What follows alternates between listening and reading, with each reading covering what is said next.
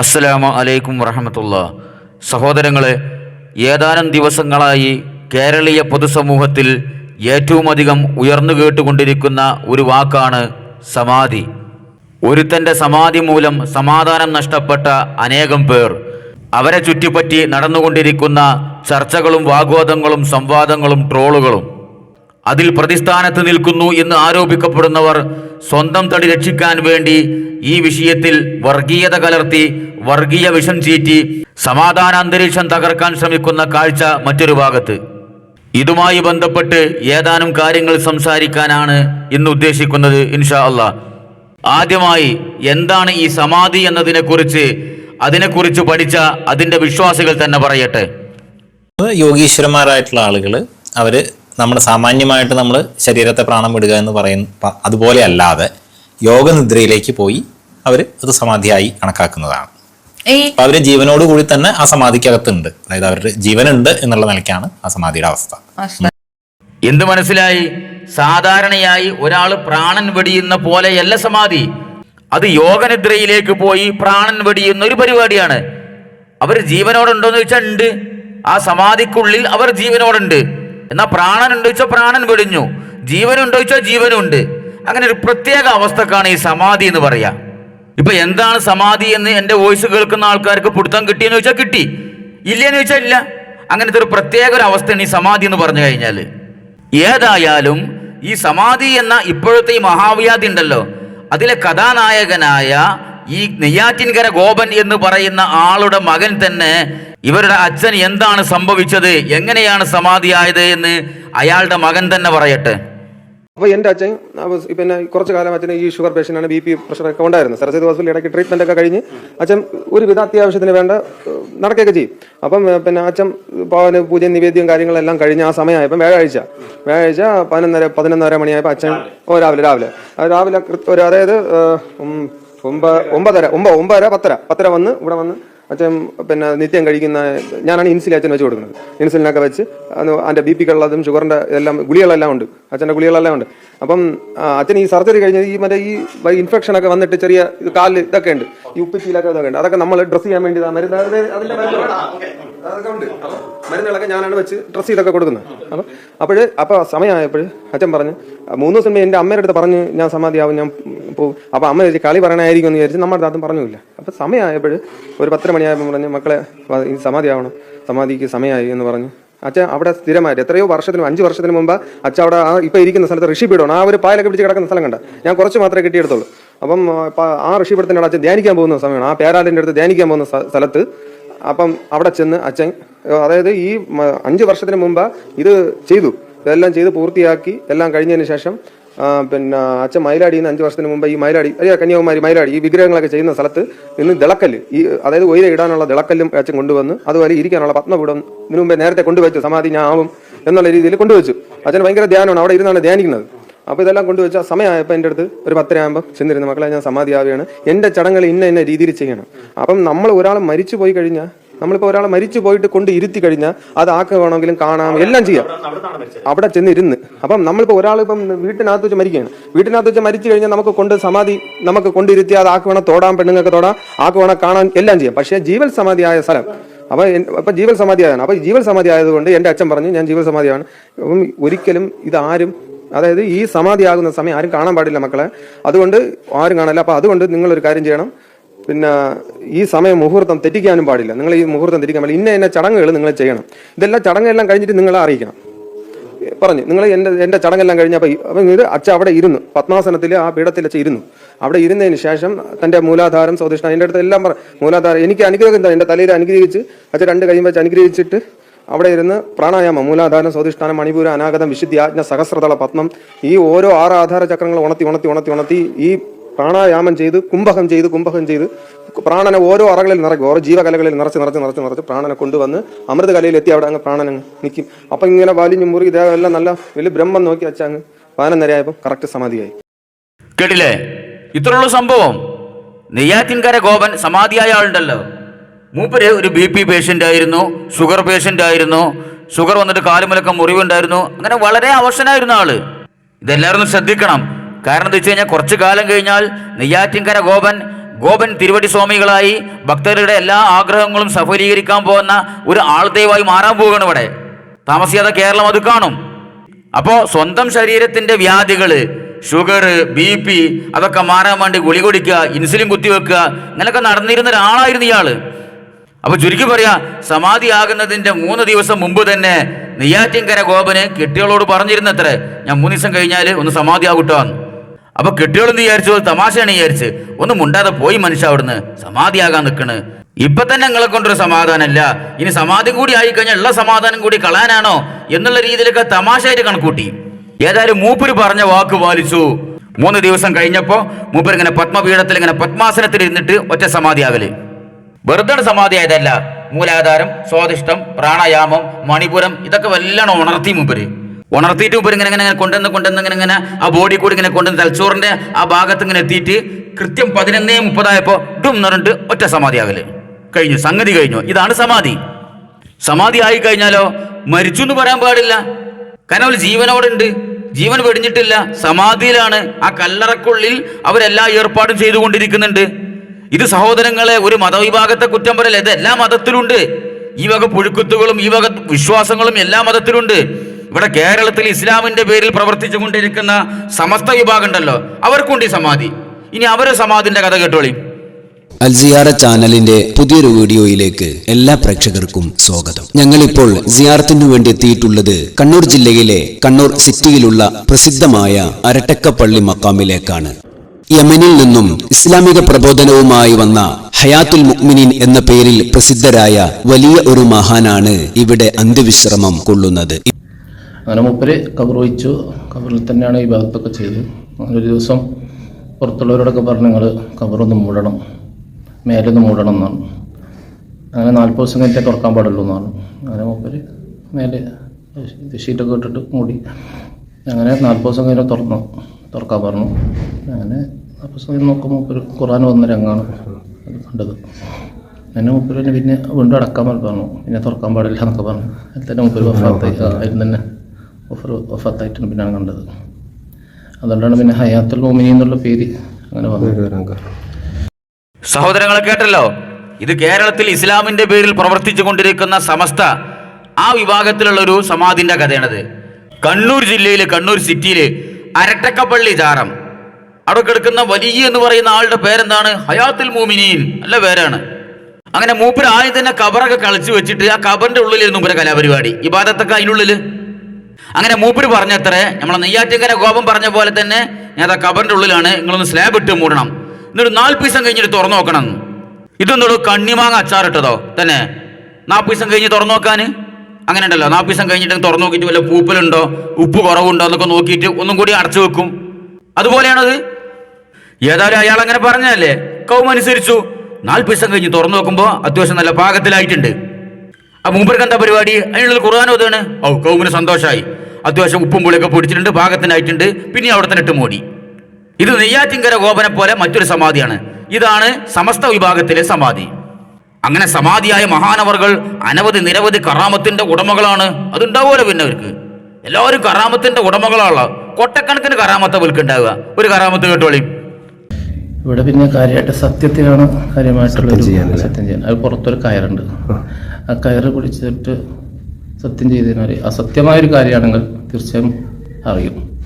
പണ്ടൊക്കെ ആ സ്പോട്ടിൽ തന്നെ അറിയുന്നുണ്ടായിരുന്നു. അപ്പോൾ വലിയൊരു മഹാൻ ഇത് കണ്ട് സഹിക്കാൻ പറ്റാത്ത, ഒന്നുകിൽ കളവ് പറഞ്ഞിട്ടാണെങ്കിൽ, കയറ് പിടിച്ച് കളവ് പറഞ്ഞിട്ടുണ്ടെങ്കിൽ ഉടനെ ബ്ലഡ് ഛർദ്ദിക്കും, അല്ലെങ്കിൽ തലയിറങ്ങി വീഴും. അപ്പോൾ എന്തായാലും മനസ്സിലാവും ഇങ്ങനെയാണ് സംഭവം. അപ്പോൾ അത് ഒരു ഏതൊരു വലിയ മഹാൻ കണ്ടപ്പോൾ പറഞ്ഞു, അത് വിഷമാണ്, മറ്റുള്ളവർക്ക് പിൽക്കാലത്ത് വരുന്നവർക്ക് വിഷമാണ്, അതുകൊണ്ട് പെട്ടെന്നുള്ള ഇത് കൊടുക്കരുത്, എനിക്ക് സാവകാശം കൊടുത്തിട്ടെങ്കിലും വരിക. എന്താണ് കറാമത്ത്? അവിടെ സത്യം ചെയ്യാനാണ് ആൾക്കാർ വരിക. എന്തെങ്കിലുമൊക്കെ പ്രശ്നം ഉണ്ടായി കഴിഞ്ഞാൽ, കളവുണ്ടായി കഴിഞ്ഞാൽ, അല്ലെങ്കിൽ എന്തെങ്കിലും പ്രശ്നം ഉണ്ടായി കഴിഞ്ഞാൽ സത്യം ചെയ്യാൻ വേണ്ടി വരും അവിടെ. എന്നിട്ട് ഒരു കയറ് കണ്ടില്ലേ, ആ കയറുമ്പോൾ പിടിച്ചിട്ട് ഇങ്ങനെ സത്യം ചെയ്യണം. അഥവാ കള്ളസത്യം ചെയ്താലോ ഉടനടി സ്പോട്ടിൽ തന്നെ ഉടനെ രക്തം ഛർദ്ദിക്കും. പാച്ച കളവല്ലേ ഈ പറയണത്. അവിടെ എന്നിട്ട് ആ കയറുമ്പോൾ പിടിച്ചിട്ട് കളവ് പറഞ്ഞാൽ രക്തം ഛർദ്ദിക്കും അത്രേ. ഇവിടെ അങ്ങനെ വെച്ചാൽ അവിടെ വരുന്ന ആൾക്കാർ മുഴുവൻ രക്തം ഛർദ്ദിക്കണം.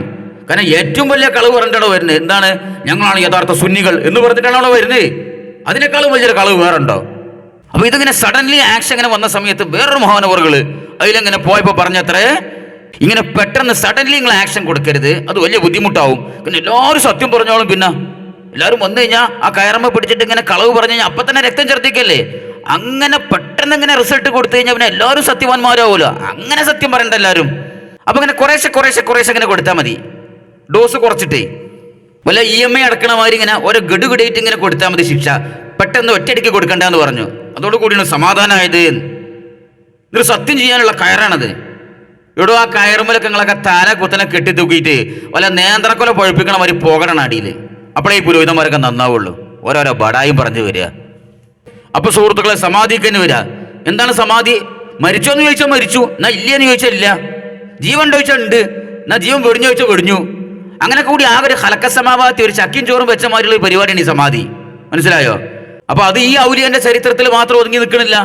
ഇനി വേറൊരു സമാധി, നമ്മളെ പുത്തമ്പള്ളി ശേഖ് കുഞ്ഞാമ്പത് മുസ്ലിയാര് മൂപ്പര് മരിച്ചതിന് ശേഷം കഫൻ ചെയ്തപ്പോൾ ഉണ്ടായൊരു സംഭവം കേട്ടോളിയും. കേട്ട് നാനാഭാഗത്തു നിന്നും ആയിരക്കണക്കായ ആളുകൾ വന്നിട്ടുണ്ട്. ആ സമയത്ത് ബഹുമാനപ്പെട്ട പുത്തമ്പള്ളി മൂപ്പരെ കഫൻ ചെയ്യുന്ന സമയത്ത് അവിടുത്തെ കാല് വളഞ്ഞ് തന്നെ കിടക്കുന്നുണ്ട്. ബഹുമാനപ്പെട്ടവരുടെ മയ്യത്ത് പരിപാലനം നടത്തുന്ന ആളുകൾക്ക് കഫം പൊതിയാൻ ബുദ്ധിമുട്ടായി വന്നപ്പോൾ, അവർ പ്രയാസപ്പെട്ടപ്പോൾ ബഹുമാനപ്പെട്ട വഫാത്തായി കിടക്കുന്ന പുത്തമ്പള്ളി മൂപ്പരോട് വിളിച്ചു പറഞ്ഞു, മഹാനവറുകളെ, അവിടുത്തെ കാല് ഇങ്ങനെ വളഞ്ഞു കിടക്കുന്നത് കൊണ്ട് കഫം പൊതിയാൻ ബുദ്ധിമുട്ടുണ്ട് എന്ന്. ആ സമയത്ത് നാം മനസ്സിലാക്കണം, അത്ഭുതമെന്ന് പറയട്ടെ, ബഹുമാനപ്പെട്ടവരുടെ കാല്, വളഞ്ഞ കാല് നേരെയാവുകയാണ്. നേരെ ചൊവ്വായ രൂപത്തിൽ ആവുകയും വളരെ ഭംഗിയായി തന്നെ ബഹുമാനപ്പെട്ടവരെ കഫൻ ചെയ്യുകയും ചെയ്തു. ഇങ്ങനെ തുടങ്ങി വിവിധങ്ങളായ കറാമത്തുകൾ ബഹുമാനപ്പെട്ട പുത്തമ്പള്ളി മൂപ്പരിൽ നിന്ന് അവിടുത്തെ ജീവിതകാലത്തും വഫാത്തിന് ശേഷവും അപ്പൊ എന്താ സംഭവം? പുത്തമ്പള്ളി കുഞ്ഞഹമ്മദ് മുസ്ലിയാർ മരിച്ചു കിടക്കുകയാണ്. ആധുനിക ഭാഷയിൽ പറഞ്ഞ സമാധി. അങ്ങനെ മരിച്ചു കിടക്കുന്ന സമയത്ത് മൂപ്പരെ കാലിങ്ങനെ ബെൻഡായി കിടക്കുകയാണ്. അപ്പൊ കഫൻ ചെയ്യുന്ന ആൾക്കാർക്ക് ബുദ്ധിമുട്ടായി. ഇത് എങ്ങനെ കഫൻ ചെയ്താലും ഒരുമാതിരി ചെമ്മീൻ പൊരിച്ച മാതിരി ഇങ്ങനെ വളഞ്ഞുത്തി കിടക്കുന്നുണ്ടാവും. അപ്പോൾ ഓർക്കൊരു ബുദ്ധിമുട്ടായി. അപ്പോൾ ഒരു മരിച്ചെടുക്കുന്ന ആളോട് പറയാണ്, മഹാനവറുകളെ, ഇത് വലിയ ബുദ്ധിമുട്ടാണല്ലോ, നിങ്ങളെ കാലൊന്ന് നിർത്തി തരുമോ എന്ന് ചോദിച്ചപ്പോൾ മൂപ്പര് ഇപ്പം ശരിയാക്കി തരാന്ന് പറഞ്ഞിട്ട് ഒറ്റ നിർത്തല്, ടെൻഷൻ എന്ന് പറഞ്ഞിട്ട് അതോടുകൂടി കാലാണ് നീർന്നു. അങ്ങനെ മൂപ്പര് കബറിൽ കൊണ്ട് വെച്ചു. മരിച്ചു കിടക്കുന്ന ഒരാള് കാല് നീട്ടിച്ചു പറഞ്ഞപ്പോൾ എന്താ അതിന്റെ അർത്ഥം? അയാൾ മരിച്ചിട്ടുണ്ടാവില്ല, അതല്ല ഇപ്പൊ അതിന്റെ അർത്ഥം. അയാൾക്ക് ജീവൻ ഉണ്ടാവും. എന്നാ മരിച്ചു വെച്ചാൽ മരിച്ചു, ജീവൻ ചോദിച്ചാൽ ഉണ്ട്, പ്രാണം വെടിഞ്ഞ വെച്ചാൽ വെടിഞ്ഞു, എന്നാ പറഞ്ഞത് കേൾക്കു വെച്ചാൽ കേൾക്കും. അതാണല്ലോ ഈ സമസ്തക്കാരെ ഔലിയാക്കളെ മരണത്തിന്റെ കോലം അങ്ങനെയുള്ളോ. മരിച്ചാന്ന് ചോദിച്ചാൽ മരിച്ചു. അവർ ഈ ഭൂമിയിൽ ഇടപെടുണ്ട് വെച്ചാൽ ഇടപെടുണ്ട്. എന്നാ ഓരോ കെട്ടിയോളെ വേറെ കെട്ടിക്കാൻ പറ്റുമോ? പറ്റും. ഒരു മരിച്ചിട്ടില്ല. ഒരു സ്വത്ത് മക്കൾക്ക് ഓരക്കാൻ പറ്റുമോ? പറ്റും. എന്നാ ഓലിവിടെ തട്ടി തിരിഞ്ഞിറക്കുന്നുണ്ട്. മരിച്ചു ഇല്ല. പ്രാണുണ്ടോ? ഉണ്ട്. അവർക്ക് അവിടെ എന്തെങ്കിലും ചെയ്യാൻ കഴിയുമോ? ജീവിച്ചിരിക്കണതിനെ കണ്ടി 10 ഇരട്ടി സ്ട്രോങ് ആയിട്ട് ചെയ്യാൻ കഴിയും. ഇങ്ങനെ ആകെ കൂടി ഒരു ഏർപ്പിടിച്ച അന്തരീക്ഷത്തിലാണ് ഇപ്പോൾ ഔലിയാക്കളൊക്കെ ഇങ്ങനെ പോയിക്കൊണ്ടിരിക്കുന്നത്. കഴിഞ്ഞിട്ടില്ല. ഇനി വരട്ടെ അടുത്ത സമാധി. കേരളത്തിലെ ഏറ്റവും വലിയ മസാറുകളുടെ കൂട്ടത്തിൽ, ഏറ്റവും പഴക്കമുള്ള മസാറുകളുടെ കൂട്ടത്തിൽപ്പെട്ട ഒരു മസാർ തന്നെയാണ് ബഹുമാനപ്പെട്ടവരുടെ മസാറും. അവരുടെ മരണത്തിന് ശേഷം ഉണ്ടായ ഒരു അത്ഭുതകരമായ ഒരു സംഭവം കൂടി അതിൽ വിവരിച്ചിട്ടുണ്ടല്ലോ. ഇവിടെ ഒന്നായിട്ട് വെള്ളപ്പൊക്കം വരികയും അവർ മറവ് ചെയ്യപ്പെട്ട സ്ഥലത്ത് കിടക്കാൻ പ്രയാസമുണ്ട് എന്ന് ഇവിടുത്തെ പ്രമുഖർക്കൊക്കെ അദ്ദേഹം, കോഴിക്കോടുള്ള പ്രമുഖരാവുന്ന അന്നത്തെ പണ്ഡിതന്മാർ, അന്നത്തെ സാദാത്യങ്ങൾ, മറ്റ് പ്രമുഖ വ്യക്തികൾക്കൊക്കെ സ്വപ്നം കാണിക്കുകയും അതനുസരിച്ച് എന്നെ ഇവിടുന്ന് നീക്കം ചെയ്യണമെന്ന് പറഞ്ഞു. അങ്ങനെ അവരെല്ലാവരും കൂടി ആലോചിച്ചതിൻ്റെ ശേഷം അവരവിടുന്ന് ആദ്യം മറവ് ചെയ്യപ്പെട്ട സ്ഥലത്ത് നിന്ന് ഇങ്ങോട്ട് നീക്കം ചെയ്യപ്പെട്ടത്. അപ്പോൾ ആ കബറ് തുറന്നു നോക്കുമ്പോൾ കാന്നഹു ഉളിയൽ ആന്ന മഹാനാവുന്ന ശേഖനെ രേഖപ്പെടുത്തുന്നു. അല്ലെങ്കിൽ തകയ്യർ, ഒരു പകർച്ചയില്ല. ഇപ്പോൾ കൊണ്ടുപോയി വെക്കപ്പെട്ടതുപോലെയാണ് അവർക്കുള്ള ആ ശരീരമുള്ളത്. ആ കഫനിലൊക്കെ പൊതിഞ്ഞ് ഇന്ന് കൊണ്ടുപോയി വെക്കപ്പെട്ടതുപോലെയാണ്, ഈ നിമിഷത്തിൽ വെക്കപ്പെട്ടതുപോലെയാണ്. അപ്പോൾ അങ്ങനത്തെ വലിയ മഹാനായിരുന്നു. മൂപ്പരെ കുളിപ്പിക്കുമ്പോണ്ടായ ഒരു വലിയ സംഭവം തന്നെ. അവർ കുളിപ്പിക്കുമ്പോൾ കണ്ണ് തുറന്ന് നോക്കിയ ഒരു സംഭവമൊക്കെ അതിൽ വിവരിക്കുന്നുണ്ട്. ഞാനിപ്പോൾ അതെല്ലാം പറയല്ല. ഇന്നിപ്പോൾ ഈ കറാമത്തുകൾ പറയുമ്പോൾ അതിനെ പരിഹസിക്കുന്നതായ ഒരു വിഭാഗം ആളുകളാണുള്ളത്. അപ്പോൾ എന്തായാലും ആവട്ടെ, മഹാന്മാരാവുന്ന അള്ളാഹുവിൻ്റെ ഔലിയാവ്, അവരിൽ നിന്ന് അത്ഭുതങ്ങൾ ഉണ്ടാവാം. അത് ആവശ്യമാവുമ്പോൾ ആ അത്ഭുതങ്ങൾ അവർ പ്രകടിപ്പിക്കും. അങ്ങനെ പല അത്ഭുതങ്ങളും കാണിച്ചു തന്ന അള്ളാഹുവിൻ്റെ ഔലിയാക്കന്മാരിൽപ്പെട്ട വലിയ മഹാനായിരുന്നു ഷെയ്ഖ് അലാവുദ്ദീൻ അൽഅംസി തങ്ങൾ. സുഹൃത്തുക്കളെ, ഇതുവരെ ഔലിയാക്കളെ മധു പറയണോ അതോ ഓല പരിഹസിക്കണോ? എനിക്ക് ഭയങ്കര സംശയം ഉണ്ട് ആ കാര്യത്തിൽ. കാരണം ഓരോ കഥകൾ കേട്ട് കഴിഞ്ഞാൽ ഇത് ഔലിയാക്കളെ മധു ആണോ ഓല കളിയാക്കണോ എന്നുള്ള കാര്യത്തിൽ ഭയങ്കര സംശയമാണ്. ഇതിപ്പോൾ എന്താ സംഭവം? ഇടിയങ്ങര ഷെയ്ഖുണ്ടല്ലോ, നമ്മളെ അപ്പവാണിപം നടത്തേണ്ട ആള്, കോഴിക്കോട് ഇടിയങ്ങര. എന്താണ് അപ്പവാണിപം? ഏത് അവയവത്തിനാണോ അസുഖം ആ അവയവത്തിന്റെ കോലത്തിൽ അപ്പം ഉണ്ടാക്കി കൊടുക്കുക അവിടെ. അപ്പൊ കണ്ണപ്പം, കാലപ്പം, കയ്യപ്പം, ഊരപ്പം, നാക്കപ്പം, മൂക്കപ്പം അങ്ങനെയൊക്കെ ഉണ്ടാവും. ഭാഗ്യത്തിന് മൂല്യന്മാർക്ക് ലൈംഗിക അവയവത്തിന് കാര്യമായിട്ട് അസുഖമില്ലാത്തത് ഭാഗ്യം. ഉണ്ടെങ്കിൽ ആ കോലത്തിൽ അപ്പം ഉണ്ടാക്കിയിരുന്നു. ഇരിക്കട്ടെ. അപ്പൊ എന്താ കറാമത്ത്? ഈ ഇടിയങ്ങര ഷെയ്ഖിനെ ആദ്യം മറവ് ചെയ്ത സ്ഥലത്ത് വെള്ളപ്പൊക്കം വന്നത്രേ. വെള്ളപ്പൊക്കം വന്നപ്പോൾ കബറിലൊക്കെ വെള്ളം കയറിയിട്ടുണ്ടാവും. മൂപ്പർക്ക് എടുക്കാൻ വലിയ ബുദ്ധിമുട്ടായി. അതെന്തോടെ ബുദ്ധിമുട്ട്? നിങ്ങൾ ഔലിയാക്കൾക്ക് വെള്ളപ്പൊക്കം നിയന്ത്രിക്കാനൊക്കെ കഴിയൂലേ? നിങ്ങൾ ഔലിയാക്കൾക്ക് സുനാമി നിയന്ത്രിക്കാന്, വെള്ളപ്പൊക്കം നിയന്ത്രിക്കാന്, പ്രകൃതി ദുരന്തം നിയന്ത്രിക്കാനൊക്കെ കഴിയുന്ന ആളുകൾ പ്രചരിപ്പിക്കാറുള്ളത് സാധാരണ കറാമത്ത് പറച്ചിൽ അങ്ങനെയാണല്ലോ. ഏതായാലും കഥയിൽ ചോദ്യമില്ല. അങ്ങനെ വെള്ളപ്പൊക്കം വന്നിട്ട് മൂപ്പര് ബുദ്ധിമുട്ടായ സമയത്ത് മൂപ്പര് ആർക്കൊക്കെ സ്വപ്നം കാണിച്ചു കൊടുത്തത്രേ, എനിക്കിവിടെ കെടുക്കാൻ ബുദ്ധിമുട്ടുണ്ട്. അതെന്തോടെ മൂപ്പർക്കാണ് പോയി കിടന്നൂടെ? സ്വപ്നം കാണിക്കാൻ നിൽക്കണ മൂപ്പർക്ക് മൂടും തട്ടിയിട്ട് എണീറ്റിട്ട് ആ കബറിന് പുറത്തേക്ക് ഇറങ്ങിയിട്ട് വേറെ സൗകര്യമുള്ള സ്ഥലത്തോടെ പോയി കിടന്നൂടെ? അതിന് കഴിയൂല നിങ്ങൾ ഔലിയാക്കൾക്ക് സ്വപ്നം കാണിക്കാൻ നിൽക്കണ? അങ്ങനെ ചെയ്താൽ കറാമത്ത് ഒന്നും കൂടി ഊക്ക് കൂടുമല്ലോ. അപ്പൊ അതൊന്നും കഴിയൂല, സ്വപ്നം കാണിച്ചു കൊടുക്കന്നെ വേണം. നമ്മൾ ഈ കമഴ്ന്ന് നിൽക്കുന്ന കുട്ടികളുണ്ടല്ലോ, കിടക്കപ്പായിൽ കിടന്നിട്ട് അവിടെ മലം മൂത്രം ഒക്കെ പോയിട്ട് അവിടെ കിടന്നിങ്ങനെ വിരകിയിട്ട് കുറേ നേരം വട്ടം കറങ്ങിയിട്ട് അവസാനം അവർക്ക് തന്നെ ഒരു പൊറുതിയേടായിട്ട് അവർക്കാണെന്ന് വേറെ പോയി കെടുക്കാനും കഴിയൂല. അപ്പൊ ഉമ്മാൻ്റെ പാപ്പാൻ്റെ മൂത്തൊക്കെ നോക്കിയിട്ട് ഇങ്ങനെ ഒരു സിഗ്നൽ ഉണ്ട്, എന്നെ ഇവിടെ നിന്ന് മാറ്റി കെടുത്തി എന്ന് പറഞ്ഞ മാതിരി. അതുപോലെ തന്നെ അവസ്ഥയാണ് പോലെ ഔലിയാക്കള അവസ്ഥ. വെള്ളപ്പൊക്കം വന്ന് ഇടങ്ങാറായപ്പോൾ കെടുക്കാൻ പറ്റിയിട്ട് സ്വപ്നം കാണിച്ചത്രേ. അങ്ങനെ എന്ത് ചെയ്ത് മൂപ്പരെ വേറെ സ്ഥലത്ത് കൊണ്ടുപോയി മറവ് ചെയ്തു. അതാണ് ഇപ്പൊ കറാമത്ത്. കഴിഞ്ഞില്ല. മൂപ്പരെ മയ്യത്തെ കുളിപ്പിച്ച സമയത്ത് കണ്ണു തുറന്നാണ് നോക്കിയത്ര മൂപ്പര്. എന്താ കാര്യം? ഈ ഹംകള് മര്യാദക്ക് എല്ലായിടത്തും കഴുകുന്നുണ്ടോ, എല്ലായിടത്തും വെള്ളമാക്കുന്നുണ്ടോ ഒക്കെ നോക്കിയതായിരിക്കും. അത് നോക്കാൻ നിൽക്കണ മൂപ്പർക്കനാൾ കുളിച്ചാൽ പോരെ? അങ്ങനെയും കറാമത്തുണ്ടല്ലോ നിങ്ങളെ ഔലിയാക്കളെ കൂട്ടത്തില്. മരിച്ച മയ്യത്ത് സ്വയം കുളിച്ചോൽ നിങ്ങളെ ഫിഖിന്റെ കിതാബിലുള്ള മസാലകളാണ് അതൊക്കെ. അതൊക്കെ നമുക്ക് പറയാം ഇൻഷാ അല്ലാഹ്. ഇതിന് മൂപ്പര് ഇതൊക്കെ പറഞ്ഞിട്ട് പോരാ. ഇപ്പോഴത്തെ കാലത്ത് കറാമത്തൊക്കെ പറയാനും വലിയ ഇടങ്ങാറാണ്. ഇതിനൊക്കെ പരിഹസിക്കുന്ന ആൾക്കാരുണ്ട്.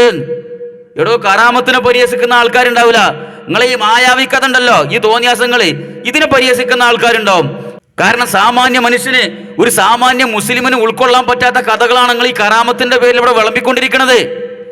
അതുപോട്ടെ, ഏതായാലും മരിച്ച് മയ്യത്ത് കുളിപ്പിക്കാൻ നേരത്തെ ഇവർ കണ്ണുറന്ന് നോക്കിയും. അപ്പൊ അതും സമാധിയായിരിക്കും. മരിച്ചോന്ന് വെച്ചാൽ മരിച്ചു, ഇല്ലേന്ന് വെച്ചാൽ ഇല്ല. പ്രാണൻ ഉണ്ടോ വെച്ചാൽ ഉണ്ട്, എന്നാ പോയോന്ന് വെച്ചാൽ പോയി. അതാണ് സമാധി. ഇത് വെറുതെ പറയല്ല. എന്താണ് സമാധി? സമാധിന്റെ ആൾക്കാരെന്നെ പറട്ടെ. അത് തന്നെ ചെയ്ത് സമാധിയിൽ എന്ന് പറയുന്നത് ഒരാളെ മരിക്കുകയല്ല, തന്റെ ജീവകലയായ അമൃതകലയിൽ ആ ജീവനെ ഒളിപ്പിക്കുകയാണ്. അതന്നെയാണ് സമാധി എന്ന് പറഞ്ഞാൽ. ഒരാൾ മരിക്കല്ല, തന്റെ ജീവകലയ അമൃതകലയിൽ ആ ജീവനെ ഒളിപ്പിക്കാണ്. മരിക്കുക എന്ന് പറയാൻ പറ്റൂല, സമാധി. ഇതന്നെയാണ് ഈ സമസ്തക്കാരവാദം. വല്ല ഔലിയാക്കൾ മരിച്ചിട്ടില്ല, മരിച്ചു എന്ന് പറയാൻ പാടില്ല. കേട്ടോളി. അതുകൊണ്ട് അവരിപ്പോഴും മരിച്ചു പോയിട്ടൊന്നുമില്ല. അവരെ മരണശേഷം പച്ചയിൽ കണ്ട ആളുകളുണ്ട്, എന്നോട് തന്നെ സംസാരിച്ചിട്ടുണ്ട്. മരണശേഷം പച്ചയിൽ മടവൂർ തങ്ങളെ കണ്ട ആള്.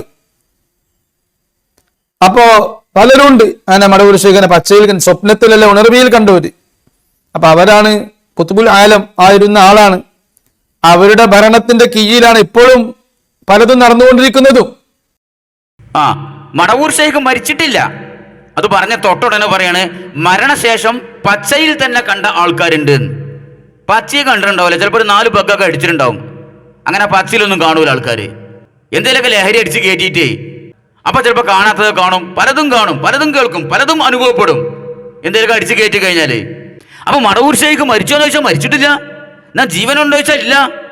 ആളെവിടെയെന്ന് ചോദിച്ചാൽ ആൾ ഇവിടെ കണ്ട് എല്ലായിടത്തും ഉണ്ട്. ഔഷധത്തൊക്കെ ഇടപെടും. മൂപ്പരെ കാര്യത്തിനൊക്കെ ഇവിടെ തെണ്ടി തിരിഞ്ഞെടുക്കും. മാത്രമല്ല മൂപ്പര് മരിച്ചതിന് ശേഷം ഇവിടെ കുളത്തിൽ വന്ന് കുളിച്ചിന് എത്ര. കേട്ടോളി. സ്കൂൾ വിട്ട് വീട്ടിലേക്ക് പോകുമ്പോൾ വീട്ടിൽ നിന്ന് ഭക്ഷണം കിട്ടെങ്കിൽ ളുഹർ നിസ്കരിക്കാതെ കിട്ടൂല. അങ്ങനെയായിരുന്നു നിയമം.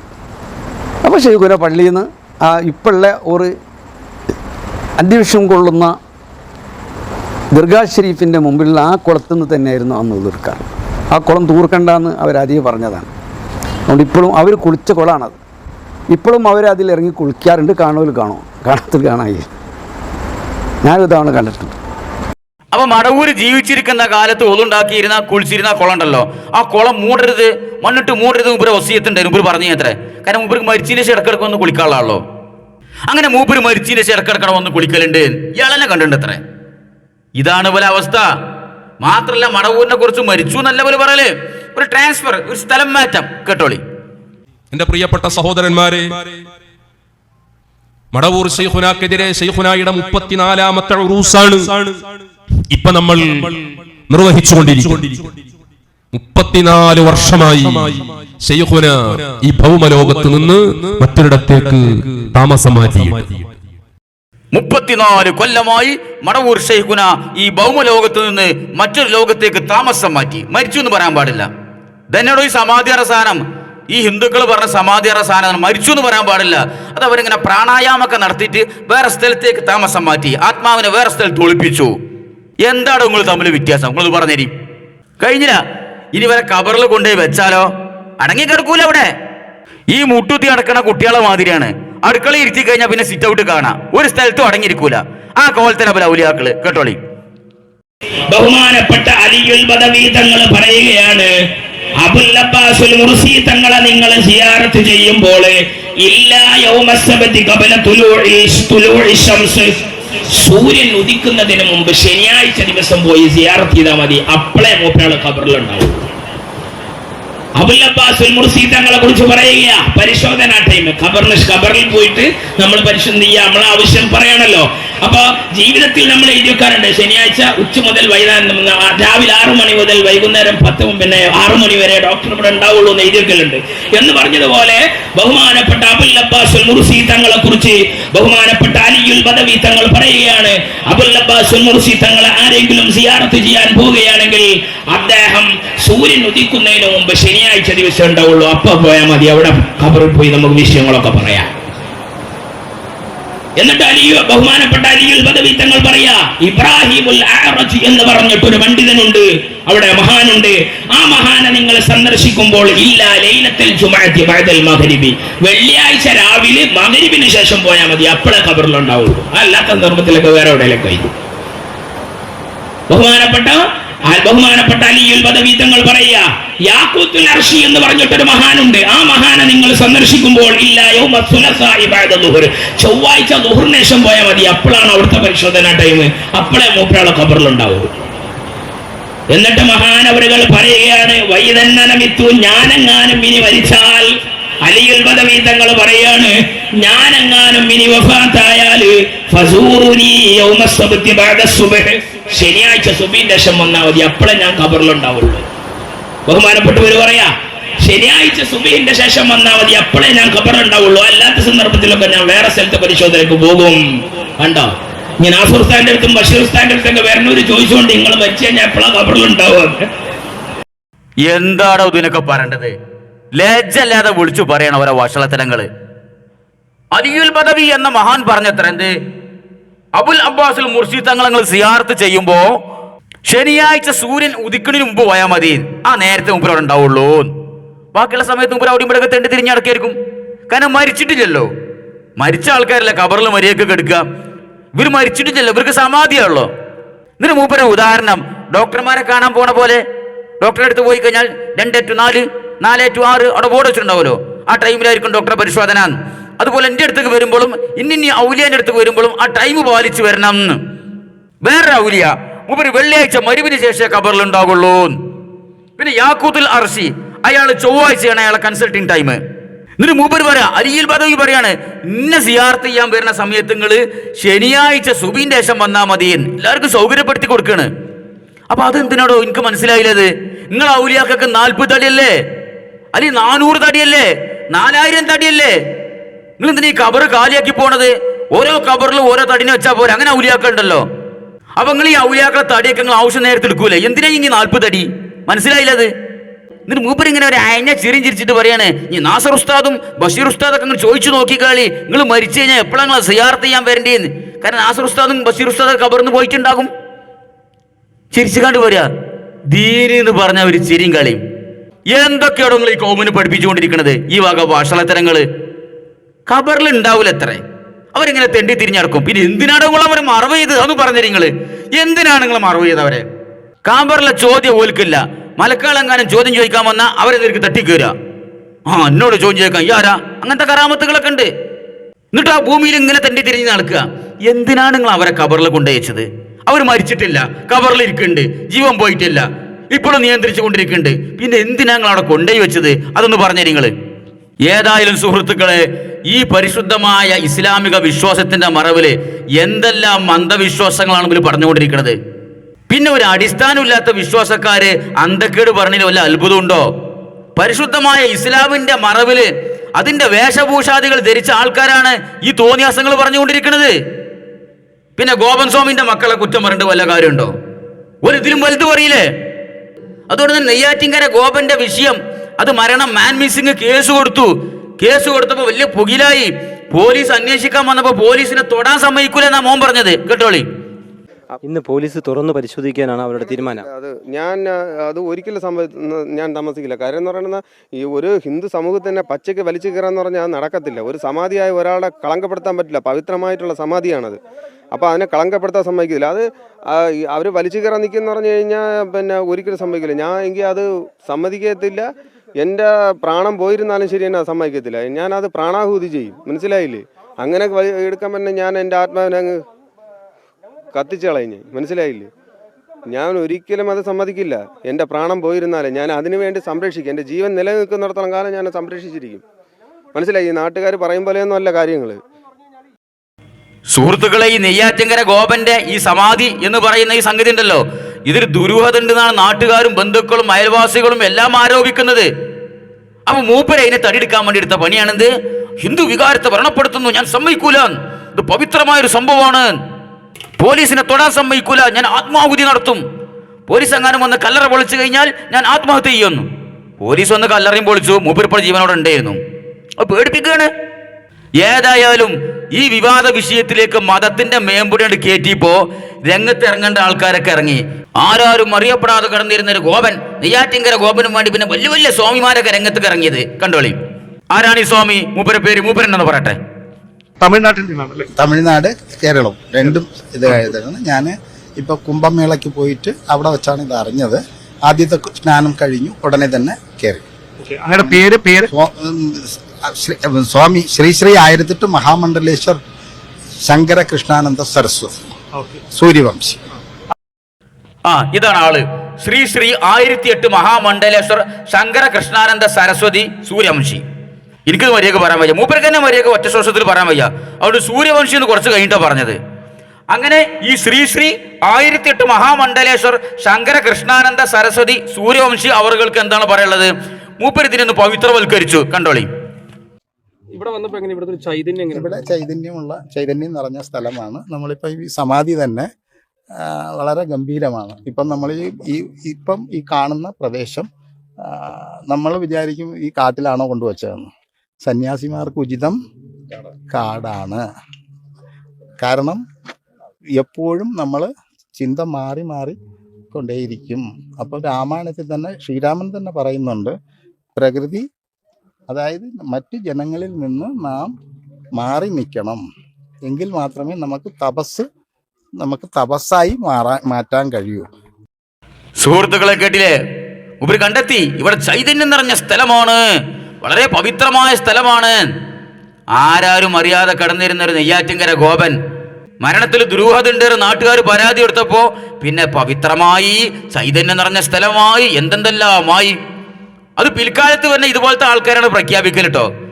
ജീവിച്ചിരിക്കുന്ന കാലത്ത് നാട്ടുകാർക്കും ആ അയൽവാസികൾക്കും ബന്ധപ്പെട്ട ആളുകൾക്കൊന്നും ഒരു അഭിപ്രായം ഉണ്ടാവില്ല. മരിച്ചു കഴിഞ്ഞ ശേഷം പിൽക്കാലത്ത് വരുന്ന ഓരോ സ്വാമിമാർ, പുരോഹിതന്മാർ, അവരാണ് പിന്നെ ചൈതന്യം പവിത്രതൊക്കെ പ്രഖ്യാപിക്കല്. ഇതുവരെ കൂട്ടത്തിൽ മാത്രമല്ല, ഈ സമസ്ത മതത്തിലുണ്ട്. കേട്ടോളി, സമസ്ത മതത്തിലെ ഒരു മഹാപുരുഷനെ കുറിച്ച്, ഒരു ഔലിയാക്കളെ കിരീടം, താജുൽ ഔലിയ ഭയങ്കര കോയപ്പാപ്പാനെ ആരാ മഹത്വവൽക്കരിച്ചത്? കേട്ടോളി. നോക്കൂ നിങ്ങൾ, അവിടെ അവരുടെ കാലഘട്ടത്തിൽ ജീവിച്ചവരല്ലേ വേങ്ങര കോയപ്പാപ്പ. ലാഹിർ അനുസരിച്ച് നോക്കുമ്പോ ആളുകൾക്കൊന്നും അങ്ങനെ പരിഗണിക്കാൻ തോന്നുന്ന രൂപമായിരുന്നില്ലല്ലോ കോയപ്പാപ്പാക്ക് ഉണ്ടായിരുന്നത്. ആ കോയപ്പാപ്പയുടെ മഹത്വം കേരളീയ സമൂഹത്തിന് വിളംബരപ്പെടുത്തി ബോധ്യപ്പെടുത്തി കൊടുത്തിയതാരാ? ശംസുൽ ഉലമാഇ. മഹാനവറുകളല്ലേ പറഞ്ഞില്ലേ കോയപ്പാപ്പ താജുൽ ഔലിയ ആണ്. എന്താണ് ഇപ്പൊ മറ്റേ ആളുണ്ടല്ലോ ആ ശ്രീ 1008 മഹാമണ്ഡലേശ്വർ പറഞ്ഞതും ഈ മഹാമണ്ഡൻ പറഞ്ഞതും തമ്മിലുള്ള വ്യത്യാസം എനിക്ക് മനസ്സിലായില്ലത്. വേങ്ങര കോയപ്പാപ്പ ജീവിച്ചിരിക്കുന്ന കാലത്ത് ലോഹിർ അനുസരിച്ച് ആളുകളൊന്നും വല്ലാതെ പരിഗണിക്കില്ലായിരുന്നു. എനിക്കറിയാം, ഞാൻ പറഞ്ഞു കേട്ടിട്ടുണ്ട്. എന്റെ പരിസര പ്രദേശത്തുകാരനല്ലേ പിരാന്തൻ കുഞ്ഞായി 3 ആൾക്കാർ വിളിച്ചിരുന്നത്. പിന്നെ എങ്ങനെയാണ് കോയപ്പാപ്പായത്? അയാൾ ഭ്രാന്തയായിരുന്നു, മാനസിക രോഗിയായിരുന്നു. അരക്കാതെ കുളിക്കാതെ ഈങ്ങിച്ചടച്ച് മുഷിഞ്ഞ രീതിയിൽ നടക്കുന്ന ഒരു മനുഷ്യൻ.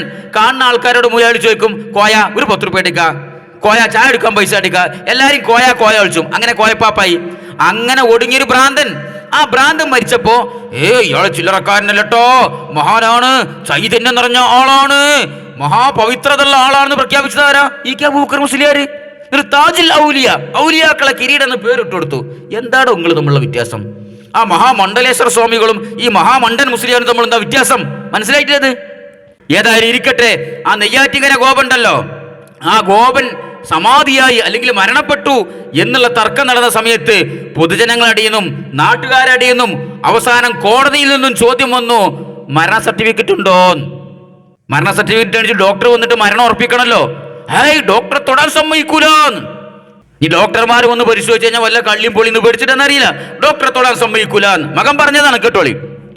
ആ സമാധി വേളയിൽ ഒരാളും കാണാൻ പാടില്ല, തൊടാൻ പാടില്ല. ഇപ്പൊ ഒരു ഡോക്ടറെ വിളിച്ചുകൊണ്ടൊന്ന് കാണിക്കുക എന്ന് പറഞ്ഞു കഴിഞ്ഞാൽ ആ ഡോക്ടർ തൊട്ട് അതിനെ കളങ്കപ്പെടുത്തത്തില്ലേ? തീർച്ചയായിട്ടും. അപ്പൊ ഒരു അത് തന്നെ ഒരു ഡോക്ടർ എന്നല്ലേ പറഞ്ഞുതരാം. ഒരു ഡോക്ടറെ വന്ന് വിളിച്ച് എല്ലാം കൺഫേം ചെയ്യാന്ന് പറഞ്ഞാൽ അവര് വന്ന് ആ ദർശനം കാണാൻ പാടില്ല. ആ ചൈതന്യം നിറഞ്ഞു നിൽക്കുന്ന സമയമാണ് സമാധി സമയം. അവര് വന്ന് നോക്കി അതിനെ ആ ശരീരത്തെ കളങ്കപ്പെടുത്താൻ പാടില്ല, തൊടാൻ പാടില്ല. അത് അത്ര ചൈതന്യമാണ് സമാധി. ബ്രഹ്മത്തിൽ ലയിക്കുന്ന സമയമാണ്, യോഗീശ്വരനാണ്. ഇനി എനിക്ക് അച്ഛനെന്ന് പറയാനും പറയാൻ പറ്റില്ല. ഇനി അച്ഛൻ ഈ ക്ഷേത്രത്തിന്റെ യോഗീശ്വരനാണ്. ആ ഈശ്വരനാണ് ഇത്രയും ഒരുമാതിരി ആവശ്യമില്ലാത്ത കാര്യങ്ങൾ പറയണത്. ഇനി മുതൽ എനിക്ക് അച്ഛനല്ല, മഹായോഗീശ്വരനാണ്, മഹാചൈതന്യത്തിന്റെ ഉടമയാണ്. അതങ്ങനെ ഡോക്ടർമാർ വന്നിട്ട് ഇങ്ങനെ തൊട്ടിട്ട് ഇങ്ങനെ കളങ്കപ്പെടുത്താനും പറ്റൂല. മരിച്ചോ അല്ലേന്ന് ഉറപ്പിക്കാൻ ഡോക്ടർമാർ വരണല്ലോ, അത് പറ്റൂല. ഡോക്ടർമാർ തൊട്ടാ കളങ്കപ്പെടുന്നു. ഇവൻ പറഞ്ഞതാണ് പൊതുസമൂഹത്തിന്റെ മുമ്പിൽ, മീഡിയകളുടെ മുമ്പിൽ. ഇതിങ്ങനെ പരസ്യമായി പറഞ്ഞിട്ടും മറ്റേ ആളുണ്ടല്ലോ ശ്രീ 1008 മഹാമണ്ഡലേശ്വർ, ആ മഹാമണ്ഡലേശ്വരനെ ആനയിച്ചു കൊടുക്കുന്ന ആൾക്കാർ പറയാ അങ്ങനെ പറഞ്ഞിട്ടില്ല. കേട്ടോളി. അവർക്ക് പറ്റിയ ഒരു ചെറിയ തെറ്റ്, ചെറുതല്ല വലിയ തെറ്റ്. കാരണം നമുക്കൊരു ഡോക്ടറെ അടുത്ത് ഒരു സർട്ടിഫിക്കറ്റ് വാങ്ങാമായിരുന്നു. അല്ല സ്വാമി, ഈ ഡോക്ടറുടെ ഒരു സർട്ടിഫിക്കറ്റ് വാങ്ങാമായിരുന്നു. അവര് അശുദ്ധിയാണ് പറഞ്ഞത്, ഈ ഡോക്ടർ കാണാൻ പാടില്ല എന്നൊക്കെ അവർ പറയുന്നത്. അതിൽ എത്രത്തോളം അല്ല, നമ്മൾ അങ്ങനെയാണെങ്കിൽ ഇപ്പൊ എടുത്തതോ അതിനെന്ത് പറയുന്നു? പിന്നെ തല്ലിയിട്ട് അടിക്കല്ലാരും കേട്ടാ. അല്ല, അങ്ങനെ ചോദിക്കും. മക്കള് പറഞ്ഞൊരു കാര്യമുണ്ട്, ഈ ഡോക്ടർ സർട്ടിഫിക്കറ്റ് ചോദിച്ചപ്പോ പറഞ്ഞതാണ് ഈ ഡോക്ടർ വന്നു കഴിഞ്ഞാൽ അശുദ്ധി ആവും എന്ന് പറഞ്ഞുകൊണ്ട് പറഞ്ഞു. ഒരിക്കലും പറഞ്ഞിട്ടില്ല. അങ്ങനെ ഒരു ചാനലിൽ ഒരു ന്യൂസിലും വന്നിട്ടില്ല. മരണ സർട്ടിഫിക്കറ്റ് ചോദിച്ച ചാനലാര്, അത്രേ ഉള്ളൂ. അല്ല ഡോക്ടർ തൊട്ടാൽ അശുദ്ധിയാണെന്നൊരു പറഞ്ഞിട്ടില്ല. ഈ മക്കളെ രണ്ടുപേരും ഞാൻ കണ്ടാണ്, നമ്മൾ സംസാരിച്ചതാണ്, അവർ പറഞ്ഞിട്ടില്ല. കേട്ടില്ലേ? ഇക്കണ്ട ചാനലായ ചാനലിന്റെ മുമ്പിൽ മുഴുവൻ നിന്നിട്ട് മകൻ പറയാണ് ഡോക്ടർമാർ തൊടാൻ പാടില്ല, അശുദ്ധിയാവും, വലിയ ചൈതന്യമുള്ള ആളാണ്, ഈ യോഗീശ്വരനാണ് എന്നൊക്കെ പൊലമ്പിയിട്ടും പോലും വന്നിട്ട് പറയാ അങ്ങനെ ആരും പറഞ്ഞിട്ടില്ല, വെറുതെ പറയാണ്. പാച്ചക്ക് കളവാണ്ട് പറയുന്നേ. എന്താണ് ഇവരൊക്കെ വിചാരം? പൊതുസമൂഹത്തിന്റെ മുമ്പിലല്ലേ ഈ പറഞ്ഞുകൊണ്ടിരിക്കണത്, അല്ലേ? എന്നിട്ട് സ്വാമിജിന്റെ അഭിപ്രായം എന്ത്? ഡോക്ടറെ സർട്ടിഫിക്കറ്റ് വാങ്ങേണ്ടിയിരുന്നു. അതെങ്ങനെ? സമാധി സർട്ടിഫിക്കറ്റിനുള്ള സർട്ടിഫിക്കറ്റ് കിട്ടുമോ ഡോക്ടറെ അടുത്ത് നിന്ന്? നമ്മളറിവിൽ ആകെ 2 സർട്ടിഫിക്കറ്റ് ഉള്ളൂ, ജനനം മരണം, ഡെത്ത് ബർത്ത്. ഇനിയിപ്പോൾ ഒരു സമാധി സർട്ടിഫിക്കറ്റിനുള്ള സർട്ടിഫിക്കറ്റും കൂടി ഗവൺമെന്റ് പ്രാബല്യത്തിൽ കൊണ്ടുവരേണ്ടി വരുമല്ലോ. കാരണം ഇനി ഇടക്കിടക്ക് ആൾക്കാർ സമാധിയാവും. ഇവിടെ ഒരു മാതൃകയുള്ളപ്പോൾ ഇതിന് ആരും ഒരാൾ തുടങ്ങി വെച്ച് കഴിഞ്ഞാൽ പിന്നെ എല്ലാവരും അതിന്റെ പിന്നാലാണ് കൂടുതലാണല്ലോ. അതാണല്ലോ കേരളത്തിലെ ട്രെൻഡ്. അപ്പൊ ഇനി ഇടക്കിടക്ക് ആൾക്കാർ ഇങ്ങനെ സമാധിയാവും. അപ്പൊ ഇനി സമാധി സർട്ടിഫിക്കറ്റ് ഡോക്ടറുടെ അത് എങ്ങനെ ഇപ്പം ഇനി പരിശോധിച്ചിട്ട് ഇങ്ങോട്ട് ഉറപ്പിക്കുക, സമാധി എന്നുള്ളത് ഉറപ്പിക്കുക ശാസ്ത്രീയപരമായിട്ട്, അത് നമുക്കിതിരെ തിരിഞ്ഞിട്ടില്ല. ഏതായാലും മകൻ പറയണത് ഈ സമാധി നടന്നത് ഹിന്ദു ആചാരപ്രകാരമാണ്.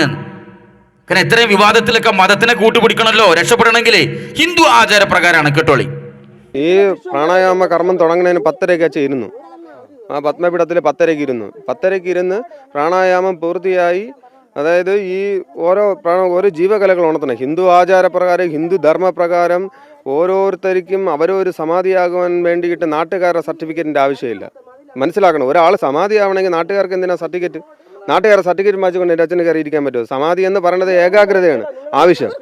ഒരു ഏകാഗ്രതയില്ലാതെ ഒരിക്കലും ഒരാൾക്ക് സമാധി ഇരിക്കാൻ പറ്റത്തില്ല. ഈ നാട്ടുകാരെല്ലാം കൂടെ ഇത്രയും പ്രശ്നമുള്ള നാട്ടുകാർ, ഇത്രയും അലിമ്പ് നാട്ടുകാർ പിന്നെ ഇവിടെ വന്ന് അച്ഛൻ സമാധിയാവുന്നതെന്ന് പറഞ്ഞു കഴിഞ്ഞാൽ അച്ഛൻ്റെ സമാധി ഏകാഗ്രത ഭംഗപ്പെടുത്തി ആ മുഹൂർത്തം തെറ്റൂലേ? ഓ, വലിയ കണ്ടുപിടുത്താണിത്. ഹിന്ദു ആചാരപ്രകാരം, ഹിന്ദു ധർമ്മപ്രകാരം ഒരാൾക്ക് സമാധിയാകണമെന്ന് വിചാരിച്ചാൽ നാട്ടുകാരെ സമ്മതത്തിന്റെ ആവശ്യമൊന്നുമില്ല, ഒരാളുടെ സമാധിയായാൽ മതിയേ. കാരണം നാട്ടുകാരോടൊക്കെ വിളംബരം ചെയ്ത് സമാധി ആയി കഴിഞ്ഞാൽ നാട്ടുകാരെന്ന് ശല്യപ്പെടുത്തി കഴിഞ്ഞാൽ ഓ മര്യാദക്ക് സമാധിയാകാനും സമ്മതിക്കൂല, ഈ എരണം കെട്ട നാട്ടുകാരെന്ന് പറയില്ലേ. അപ്പൊ ഹിന്ദു ആചാരപ്രകാരം, ഹിന്ദു ധർമ്മപ്രകാരം സമാധിയാകാൻ നാട്ടുകാരുടെ സമ്മതം ആവശ്യമില്ല. പുതിയ പ്രഖ്യാപനം. എന്നാൽ ഹിന്ദു ആചാരപ്രകാരം അങ്ങനെ സമാധി തന്നെയല്ല എന്നാണ് BJP നേതാവ് പറഞ്ഞത്. കേട്ടോളി. അതൊരു ഹിന്ദു സമൂഹത്തിൻ്റെ ആചാരമായിട്ടോ സമ്പ്രദായമായിട്ടോ ഒരു കുലബന്ധം പോലും ഇല്ലാത്ത കാര്യങ്ങളാണ്. എവിടെയാണ് ഹിന്ദു സമൂഹത്തിൽ സമാധിയെക്കുറിച്ച് പറഞ്ഞിട്ടുള്ളത്? എന്ത് സമാധി? സമാധി എന്നൊക്കെ പറയുന്നത് നമ്മളെ ഈ എന്താ പറയുക, അതൊക്കെ വേറെ തലത്തിലാണ്. അതും സാധാരണക്കാർക്ക് ചെയ്യാൻ പറ്റുന്ന കാര്യമൊന്നുമല്ല. അതൊക്കെ മറ്റു ചില കാര്യങ്ങളാണ്.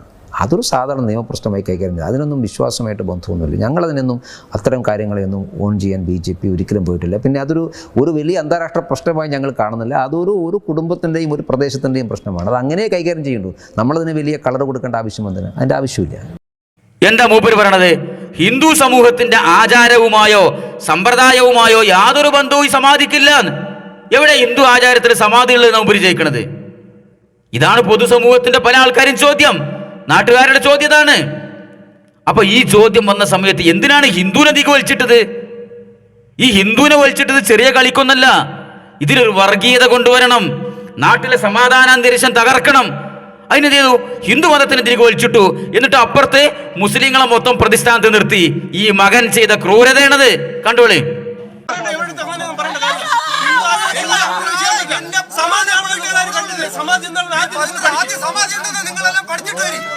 ആദ്യം ഈ മുസ്ലിം തീവ്രവാദികളാണ്, സത്യ തീവ്രവാദികളാണ്. അവരാണ് ഏറ്റവും കൂടുതൽ പ്രശ്നത്തിലുണ്ടാക്കുന്നത്. എന്റെ പ്രാണനെ ഹത്യ ചെയ്ത് ഞാൻ ഒരു കാര്യം പറഞ്ഞുതരാം. മുസ്ലിം തീവ്രവാദികളാണ് ഏറ്റവും കൂടുതൽ. കേട്ടില്ല സഹോദരങ്ങളെ? അവനറിയാ ഇതിൽ ചേർക്കേണ്ട മേമ്പൊടി എന്താന്നുള്ളത്. ഈ മുസ്ലിം തീവ്രവാദികളാണ് അവിടെ ഏറ്റവും കൂടുതൽ പ്രശ്നം ഉണ്ടാക്കുന്നത്. എടോ, ഇവന്റെ തന്ത സമാധിയായി മുസ്ലിങ്ങൾ എന്ത് പഴിച്ചു? ഈ സമാധിയായി എന്ന് പറയപ്പെടുന്ന നെയ്യാറ്റിൻകര ഗോപനെ കുറിച്ചും ആ ഗോപന്റെ മക്കളെ കുറിച്ചും അവരുടെ പെരുമാറ്റത്തെക്കുറിച്ചും അവരുടെ ജീവിത രീതിയെക്കുറിച്ചും വ്യക്തമായിട്ട് അറിയാകുന്ന നാട്ടുകാരാണ് പറയണത്. ഇത് സംശയം പ്രകടിപ്പിക്കുന്നത്. നാട്ടുകാരിൽ പല ആൾക്കാരും പറഞ്ഞ ചെക്കന്മാരെ അലമ്പ് ചെക്കന്മാരാണ്, എപ്പോ നോക്കിയാലും അവിടെ പ്രശ്നമാണ്. തന്തനെ മരിയൊക്കെ നോക്കലില്ലായിരുന്നു. തന്ത കിടക്കപ്പായിൽ കിടന്ന് മൂത്രയിച്ചിട്ട് മകൻ വഴക്ക് പറയായിരുന്നു. ഇതൊക്കെ അനുഭവിച്ചും കണ്ടും കേട്ടും അറിയുന്ന നാട്ടുകാരാണ് ഇതിൽ ദുരൂഹത ഉണ്ടെന്ന് പരാതി കൊടുക്കുന്നത്. പരാതി കൊടുത്ത് അവിടുത്തെ മഹല്ല് പ്രസിഡന്റ് കുഞ്ഞേമദാജിയും മഹല്ല് സെക്രട്ടറി പോക്കരാജി അല്ല, ഒരു യേശുദാസ്, പിന്നെ ഏതൊരു പുരുഷോത്തമനോ ഏതൊരു ഹിന്ദു വിശ്വാസികൾ, പരിപൂർണമായ ഹിന്ദു വിശ്വാസികളാണ് പരാതി കൊടുത്തത്. എന്നിട്ട് അതിൻ്റെയും പാപഭാരം മുസ്ലിങ്ങൾക്ക്. മുസ്ലിം തീവ്രവാദികളാണ് പ്രശ്നക്കാര്. നിങ്ങൾ എന്താണോ വിചാരിച്ചത്? നിങ്ങളെല്ലാ അലവലാദികൾക്കും ഇങ്ങനെ നടന്നു പോകുമ്പോൾ വെറുതെ കൊട്ടാനുള്ള ആൽത്തറയിലെ ചെണ്ടാണ് ഇവിടുത്തെ മുസ്ലിങ്ങളെന്നോ? അങ്ങനെ ആരും വിചാരിക്കണ്ട. അത് പൂഞ്ഞാറ്റിലെ പുണ്യാളച്ചനായാലും നെയ്യാറ്റിൻകരയിലെ നാണമില്ലാത്ത മക്കളായാലും മുസ്ലിങ്ങൾ പറഞ്ഞാൽ എല്ലാവർക്കും കൊട്ടാനുള്ള ഒരു ചെണ്ടല്ല. കയ്യിലിരിപ്പ് നന്നാകണം, ഇല്ലെങ്കിൽ നാട്ടുകാർ സംശയിക്കും. നിലപാട് വേണം, ഇല്ലെങ്കിൽ നാട്ടുകാർ ഇരുത്തേണ്ട അടുത്ത് ഇരുത്തും. അതാണ് പൂഞ്ഞാറ്റിലെ പുണ്യാളച്ചന് സംഭവിച്ചത്. അവന് 10 മണിക്കൂറിന് 10 നിലപാടാ, 10 ആദർശാണ്. രാത്രി ഭക്ഷണം കഴിക്കാനിരിക്കുമ്പോൾ ഒരു ആദർശം, ഉറങ്ങാൻ കെടുക്കുമ്പോൾ ഒരു ആദർശം, ഉറങ്ങി എണീറ്റിട്ട് രാത്രി 2 മണിക്ക് മൂത്രയിക്കാൻ എണീക്കുമ്പോൾ ഒരു ആദർശം, രാവിലെ കിടക്കപ്പായി എണീക്കുമ്പോൾ ഒരു ആദർശം. അതിനനുസരിച്ച് നാട്ടുകാർ ഇങ്ങനെ തുള്ളണം. അതിനെതിരെ നാട്ടുകാരെന്ന് കഴിഞ്ഞാൽ മുസ്ലിം തീവ്രവാദി. അപ്പൊ യുവന്മാർക്കൊക്കെ അറിയാം, അവനവന്റെ കയ്യിലിരിപ്പുകാരനെ എന്തെങ്കിലും പ്രശ്നത്തിൽ പെട്ട് കഴിഞ്ഞാൽ അതിൽ നിന്ന് രക്ഷപ്പെടാനുള്ള ഏറ്റവും നല്ല മരുന്നാണ് 1 ഔൺസ് ജാതീയതയും 2 ഔൺസ് വർഗീയതയും ഇവിടെ കുത്തിക്കലക്കിക്കൊണ്ട് സേവിച്ചു കഴിഞ്ഞാൽ ആ വയറിനുള്ളിൽ കെട്ടിക്കിടക്കുന്ന എല്ലാ തടസ്സങ്ങളും നീങ്ങിക്കിട്ടുന്നതാണ് യുവമാരൊക്കെ ധാരണ. പക്ഷെ സമാധാനം ആഗ്രഹിക്കുന്ന ആ നാട്ടുകാർ അത് പൊളിച്ച് കൈ കൊടുത്തു. ഇവിടെ മുസ്ലിം തീവ്രവാദികളില്ല, ഒരു പ്രശ്നവുമില്ല, നാട്ടുകാർ തമ്മിൽ തല്ലിക്കാൻ നോക്കണ്ട, ഇതൊക്കെ മക്കളെ കയ്യിലിരിപ്പിന്റെ ഗുണമെന്ന് നാട്ടുകാർ ചാനലിന്റെ മുമ്പിൽ ഒന്ന് പറഞ്ഞു. ഏതായാലും സഹോദരങ്ങളെ, അവസാനിപ്പിക്കുകയാണ് നമ്മളെ വിഷയം. സമാധി ഹിന്ദു മതത്തിലും സമസ്ത മതത്തിലും എന്നാണ്. ഈ വിഷയത്തിൽ ഈ 2 കൂട്ടർ വാദങ്ങൾ ഒന്ന് മിക്സ് ചെയ്ത് കേട്ടോളി ക്ലിപ്പ്. യോഗീശ്വരന്മാരായിട്ടുള്ള ആളുകൾ അവർ നമ്മൾ സാമാന്യമായിട്ട് നമ്മൾ ശരീരത്തെ പ്രാണം വിടുക എന്ന് പറയുന്ന അതുപോലെ അല്ലാതെ യോഗനിദ്രയിലേക്ക് പോയി അവർ അത് സമാധിയായി കണക്കാക്കുന്നതാണ്. അപ്പൊ അവര് ജീവനോട് കൂടി തന്നെ ആ സമാധിക്കകത്തുണ്ട്. അതായത് അവരുടെ ജീവനുണ്ട് എന്നുള്ള നിലയ്ക്കാണ് ആ സമാധിയുടെ അവസ്ഥ. എന്റെ പ്രിയപ്പെട്ട സഹോദരന്മാരെ, മടവൂർ ശൈഖുനാക്കെതിരെ ശൈഖുനായുടെ 34ാമത്തെ ഉറൂസാണ് ഇപ്പൊ നമ്മൾ നിർവഹിച്ചുകൊണ്ടിരിക്കുന്നത്. 34 വർഷമായി ശൈഖുന ഈ ഭൗമലോകത്ത് നിന്ന് മറ്റൊരിടത്തേക്ക് താമസം മാറ്റി. അത് തന്നെ ചെയ്ത് സമാധിയിൽ എന്ന് പറയുന്നത് ഒരാളെ മരിക്കുകയല്ല, തന്റെ ജീവകലയായ അമൃതകലയിൽ ആ ജീവനെ ഒളിപ്പിക്കുകയാണ്. അതുകൊണ്ട് അവരിപ്പോഴും മരിച്ചു പോയിട്ടൊന്നുമില്ല. അവരെ മരണശേഷം പച്ചയിൽ കണ്ട ആളുകളുണ്ട്, എന്നോട് തന്നെ സംസാരിച്ചിട്ടുണ്ട്. മരണശേഷം പച്ചയിൽ മടവൂർ തങ്ങളെ കണ്ട ആള്. അവര് ജീവനോട് കൂടി തന്നെ ആ സമാധിക്കകത്തുണ്ട്. അതായത് അവരുടെ ജീവനുണ്ട് എന്നുള്ള നിലയ്ക്കാണ് ആ സമാധിയുടെ അവസ്ഥ. 34 വർഷമായി ശൈഖുന ഈ ഭൗമലോകത്ത് നിന്ന് മറ്റൊരിടത്തേക്ക് താമസം മാറ്റി. അത് തന്നെ ചെയ്ത് സമാധിയിൽ എന്ന് പറയുന്നത് ഒരാളെ മരിക്കുകയല്ല, അവരിപ്പോഴും മരിച്ചു പോയിട്ടൊന്നുമില്ല. എന്താ അവര് തമ്മിൽ വ്യത്യാസം? ഹിന്ദു സമൂഹത്തിന്റെ പോകട്ടെ, ഇവിടെ കൃത്യമായ പ്രമാണങ്ങളുടെ അടിസ്ഥാനത്തിൽ, ഖുർആനിന്റെ അടിസ്ഥാനത്തിൽ, സുന്നത്തിന്റെ അടിസ്ഥാനത്തിൽ വിശ്വാസ ആചാര കർമ്മങ്ങൾ രൂപപ്പെടുത്തി അതിനനുസരിച്ച് ജീവിക്കണം എന്ന് പഠിപ്പിക്കപ്പെട്ട മുസ്ലിം സമുദായത്തിലെ പുരോഹിതന്മാരുടെ അവസ്ഥയാണ് അതൊക്കെ. സഹോദരങ്ങളെ, ഈ സമസ്ത പുരോഹിതന്മാർ ഈ സമൂഹത്തിൽ പഠിപ്പിച്ചു കൊണ്ടിരിക്കുന്നത് ഇവിടുത്തെ ബഹുദൈവ വിശ്വാസികളുടെ ജൂതനസാരാക്കളുടെ ആദർശമാണെന്ന് നിങ്ങൾ വെറുതെ പറയല്ല. ഇതിനൊക്കെ തെളിവുകളാണ് ഇതൊക്കെ. മനസ്സിലായോ? അപ്പൊ തൽക്കാലം ഈ വിഷയവുമായി ബന്ധപ്പെട്ട് ഇത്രയാണ് നമുക്ക് സംസാരിക്കാനുള്ളത്. ഇൻഷാ അല്ലാഹ് സമാധി ആയില്ലെങ്കിൽ മറ്റൊരു വിഷയവുമായി അടുത്ത വീഡിയോയിൽ കാണാം. അസ്സലാമു അലൈക്കും വറഹ്മത്തുള്ളാഹി.